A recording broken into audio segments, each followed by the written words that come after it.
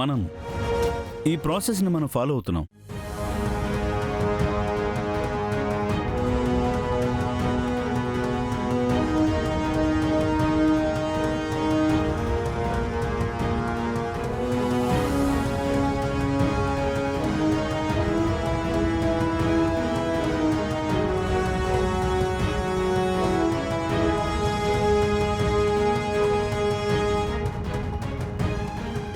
ఆగండి మేడం.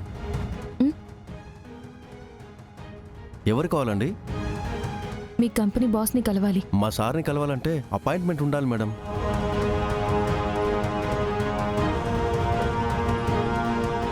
మీరు అపాయింట్మెంట్ తీసుకున్నారా? అపాయింట్మెంట్ ఏమీ లేదు. అతన్ని వెంటనే కలవాలి. ఉన్నారా లేదా? మా సార్ అయితే ఉన్నాడు మేడం. మేడం ఆగండి, వెళ్ళకండి, ఆగండి.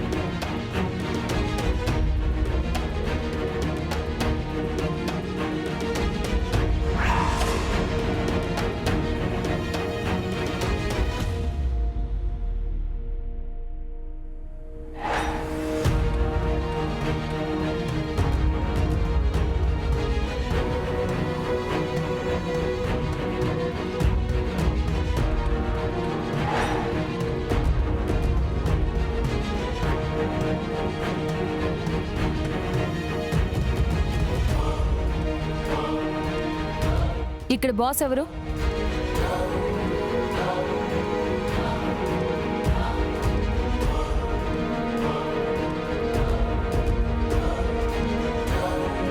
మీకు డబ్బులు ఎక్కువ ఉండొచ్చు.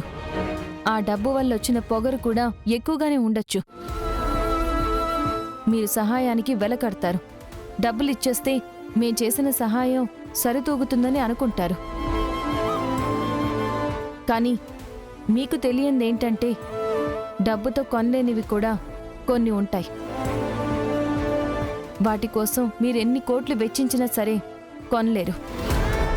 మా సహాయానికి వెలకట్టి మా ఆత్మాభిమానాన్ని దెబ్బతీస్తామంటే మీ డబ్బు గడ్డిపోచతో లెక్క.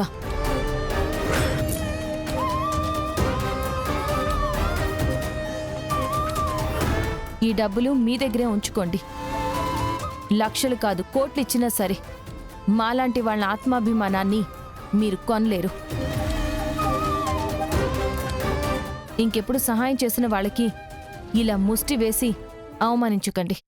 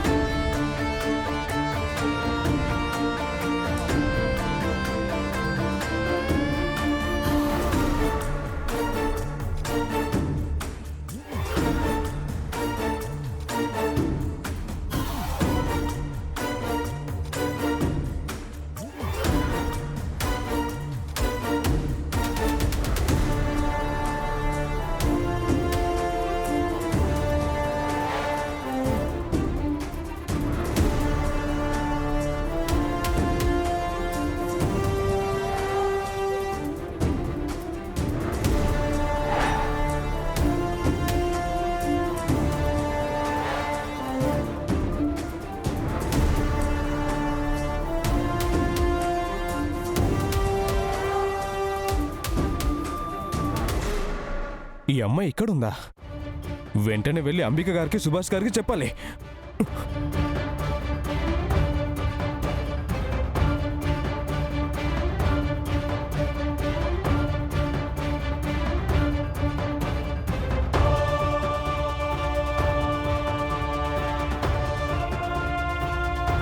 ఇప్పుడు ఒక అమ్మాయి ఇటు నుంచి వచ్చింది కదా, ఎటు వెళ్ళింది? తను ఇందాకే ఇటువైపు వెళ్ళిపోయింది సార్.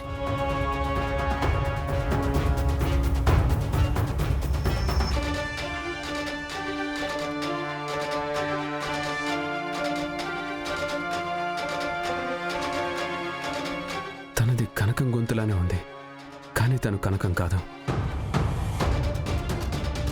ఎందుకంటే కనకానికి పిల్లలు లేరు. నేనేదో కనకం గురించి ఆలోచిస్తూ భ్రమపడి ఉంటాను.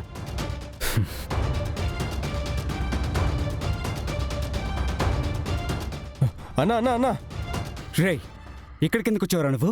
ఏం లేదన్నా, ఆఫీస్ ముందు మొన్న నన్ను అమ్మాయి కొట్టిందని చెప్పాను కదా, ఆ అమ్మాయి కనిపించిందన్నా.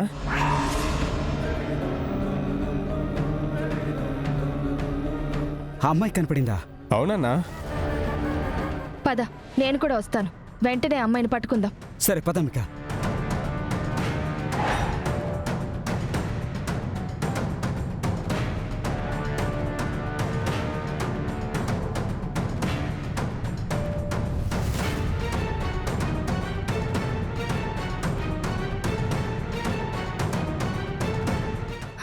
ఏదిరా, ఎక్కడుంది? మేడం, ఇప్పుడే ఆమెను ఇలా వెళ్ళడం చూశాను మేడం. మీ కంపెనీలో నుంచి ఆవిడ బయటకు వచ్చింది. మా కంపెనీలో నుంచి వచ్చిందా? సుభాష్, పద, మనం వెంటనే వెళ్ళి సీసీటీవీ ఫుటేజ్ చెక్ చేద్దాం. అది చూస్తే తనెవరో తెలిసిపోతుంది. పదంబిక.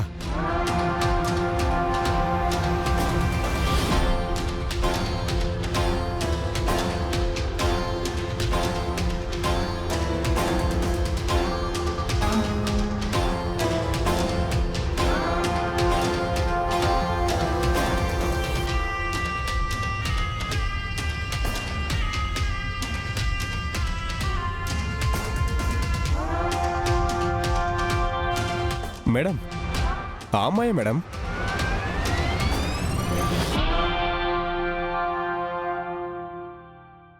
ఇది ఓపెన్ చేసి చూడు.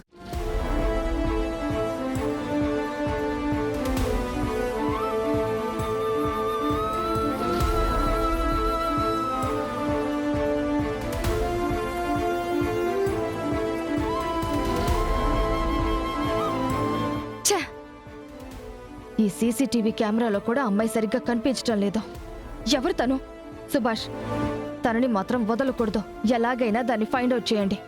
అలాగే అంబిక.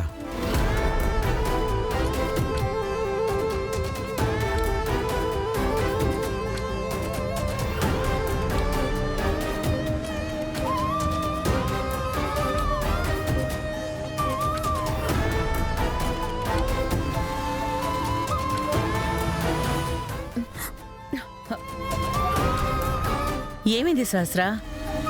ఏమోనమ్మా, కార్ సడన్ గా జర్కిస్తూ ఆగిపోయింది. ప్రాబ్లం ఏమైనా ఉందేమో. ఒకసారి బ్యానెట్ ఓపెన్ చేసి చూస్తాను.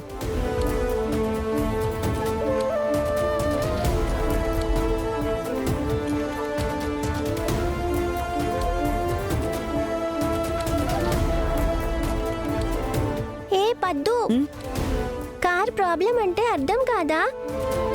కార్ దిగి అమ్మకి హెల్ప్ చెయ్యి.